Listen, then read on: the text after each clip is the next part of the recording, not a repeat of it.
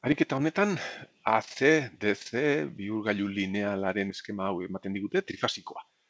Esaten digute momentu zehatz batean, puntu hauetako tensioa dela hemen jartzen digutena, eta eskatzen digute pentsatzea ze diodoak dauden on eta zeintzuk dauden off. Zeintzuk on eta zeintzuk off. Eta intensitatearen pasabidea eta hemengo tensioa. Orduen ia, jarri ditzagun datuak. Bale, momentu zehatz batean, V baten tensioa da hemen 150 voltio. 150.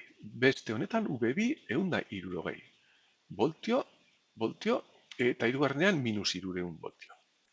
Bale, orden, egoera honetan ze diodo daude gidatzen. Hauek begiratzen baditugu goikoak, zen uste duzu egon behar dela gidatzen. Ba, ipurdian, anodoan tensio altuena duena. Beraz, hau on egon behar da. Eta hauek off, eta hauek off. Horrelaxe ebazten dira ariketa hauek.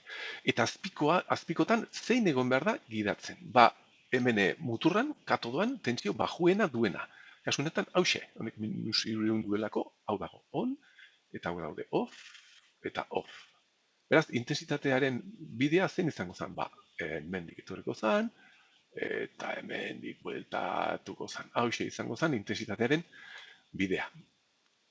Zein da tensioa mutur honetan? Bale, ba, hemen baldin badaukagu eunda irurogei ken 0,zazpi, eunda irurogei ken 0,zazpi voltio, eta hemen azpian baldin badaukagu hemen minus irureun gehi 0,zazpi, minus irureun gehi 0,zazpi voltio, pues, bi mutur hauen anteko tensio diferentzia, hauken hau, lareunda irurogei voltio izan behar ditu. Hau izango zen, bigarren atal honen erantzuna.